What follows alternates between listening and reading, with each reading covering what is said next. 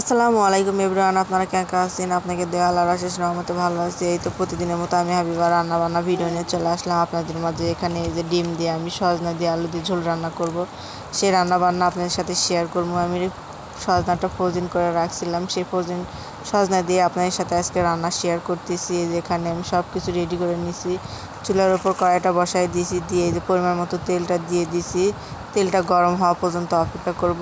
আর ওই ফাঁকে আমি আদা রসুন বাটা, লবণ, হলুদ, মরিচ দিয়ে নিছি ডাল রান্না করার জন্য। আলুর ভিতরে যেখানে ডিমটা আমি ভেজে নিচ্ছি, একটু হলুদটা দিয়ে দিলাম, দিয়ে আমি ভালো করে নাড়াচাড়া করে ভেজে নিব। আমাদের গ্রাম্য রান্নাবান্না আপনাদের কাছে কেমন লাগে? যদি ভালো লাগে অবশ্যই পুরো ভিডিও দেখবেন, আপনারা আমাদের পাশে থাকবেন। রান্নাবান্না করার সময় হয়তো অনেকটা কষ্ট বুঝতে পারেন না আপনারা, অবশ্যই তার জন্য ইগনোর করবেন, তার জন্য আন্তরিকভাবে দুঃখিত। যেহেতু গ্রামে রান্নাবান্না বুঝতেই তো পারতেছেন, লার্কির রান্নাবান্না এমনই হয়, একটা সময় একদিকে হাত দিয়ে জাল দিতে হয়, একদিক দিয়ে রান্না করতে হয়। এই জন্য আপনাদের কাছে আন্তরিকভাবে দুঃখিত। যেখানে পেঁয়াজটা ভেজে নিয়ে আমি সেগুলো ডালগুলো আলু ঢেলে দিলাম, দিয়ে যে ঢাকনা দিয়ে ঢেকে দিছি, দিয়ে ভালো করে নাড়াচাড়া করে নিব।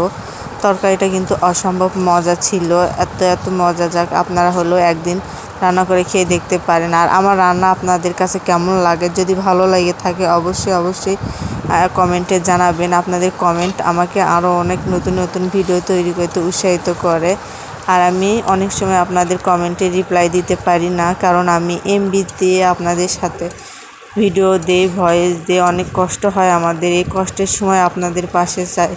এই তো রান্না বান্না হয়ে যাওয়ার প্রায় শেষ পর্যায়ে, যেখানে আমি ঝোলটা দিয়ে দিলাম। কালারটা কিন্তু মাশাআল্লাহ খুব সুন্দর এসেছে।